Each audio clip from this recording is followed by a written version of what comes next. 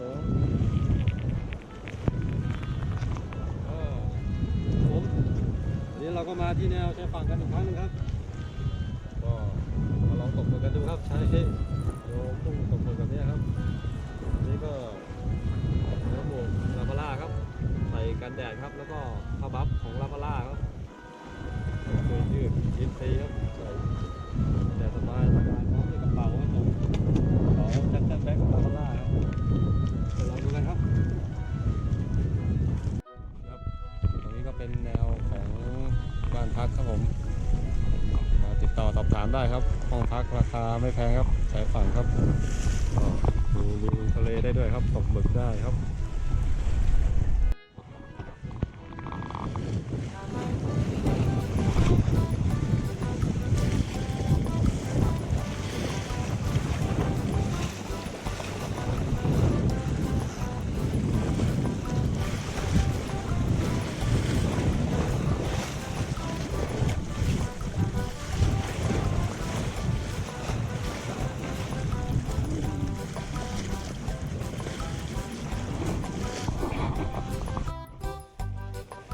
แล้วครับ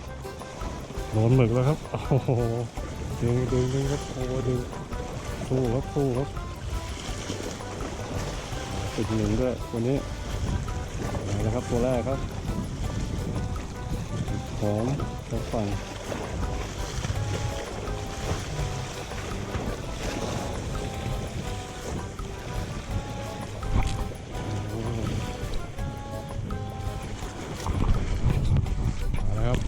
ตัวแรกครับจากแนวชายฝั่งครับโอ้โหไว้กำลังครับสวยเลยครับ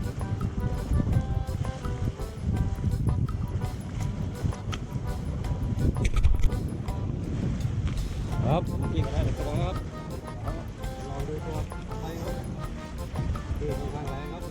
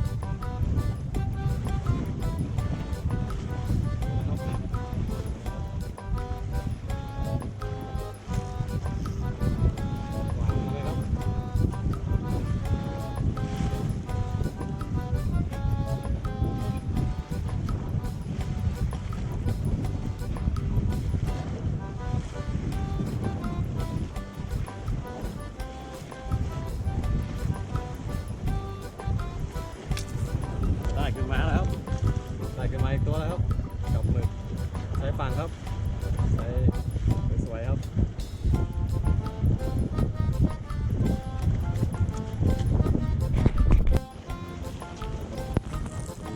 ตัวต่อไปครับ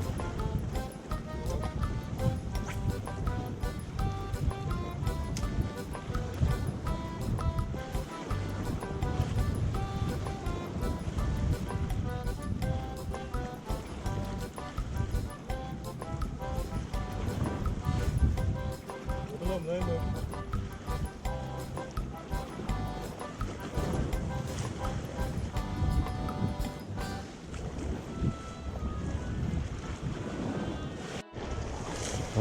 กลายตัวแล้วครับเด็กหอมครับจับกันไม้ต่อไม้เลยครับอันนี้น้ำโตครับหมึกเข้าดีครับแต่ตัวไม่ค่อยใหญ่เท่าไหร่ครับเป็นหมึก ไซส์เล็กอยู่ครับปล่อยที่ดำมาเลย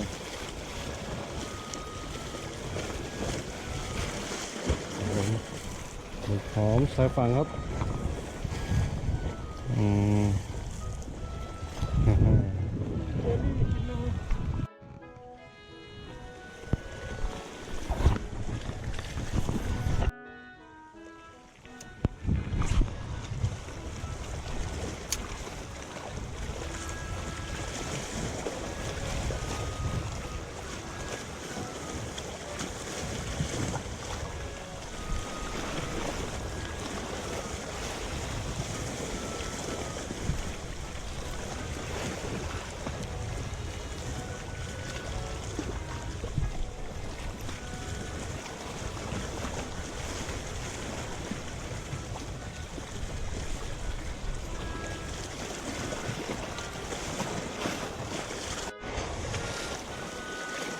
แล้วก็มาอีกตัวครับหลังจากเงียบไปอยู่พักใหญ่ครับหมึกหอมไปนี้กำลังโอเคครับเอาได้โอ้ยโอ้ยโอ้ยโอ้ยโอ้ยพุ่ง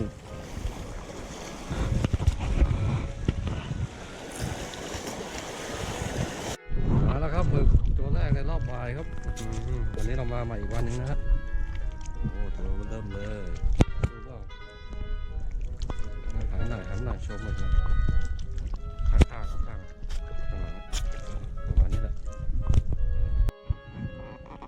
นี่ครับเรามารอบบ่ายอีกวันนึงครับเมื่อกี้กระโดดขึ้นมาตัวแล้วครับลองตีกันต่อครับ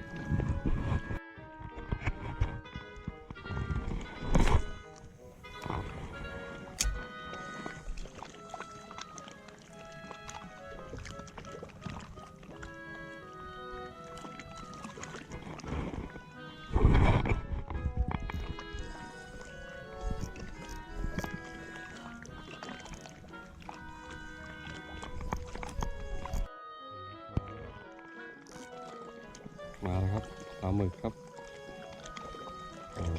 จับแล้วเคาะกันนานเลยครับกว่าจะจับตัวนี่